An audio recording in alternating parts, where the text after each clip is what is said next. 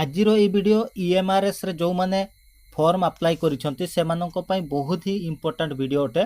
बंधुगण ईएमआरएस बा Eklavya model residential school रे जो टीचिंग एवं नॉन टीचिंग पई 7267 गोटी वैकेंसी बाहरी छी। आउ आपण माने जे कोनोसी गोटे भी पदवी पई अप्लाई करिसंती तेबे ए वीडियो को कंप्लीटली देखिबे कारण ऑफिशियल एग्जाम डेट पब्लिश करि दिया जाइछे से संपर्क रे आपण माने जानिबा पई पाइबे।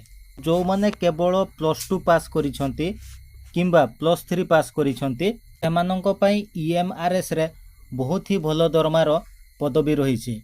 +2 पिला मानंको पई रहिछि जेएसए आ +3 पिला मानंको पई उभय मेल एवं फीमेल पई वार्डन रो वैकेंसी बाहरी छे। ऑनलाइन फॉर्म अप्लाई रो लास्ट डेट रहिछि अक्टोबर 23 तारिख। आउ जदि आपण माने 7267 गोटी वैकेंसी रो डिटेल वीडियो देखिया पई चाहुचंती तबे तारो लिंक डिस्क्रिप्शन रे मु दे देबी, सेठी जाय कि आपण माने देखि परिबे। आजिरो ए वीडियो ईएमआरएस रे जो माने फॉर्म अप्लाई करिसंती सेमानंको पई बहुत ही इंपोर्टेंट वीडियो अटे।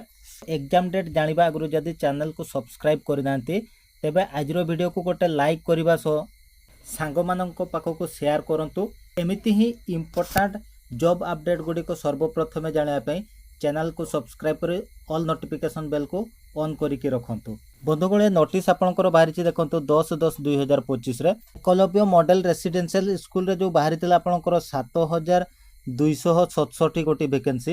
एग्जाम केबे होबो देखंतु आपनकर 13 डिसेंबर रे गोटे होबो आ गोटे 14 डिसेंबर रे होबो आउ 21 डिसेंबर रे होबो।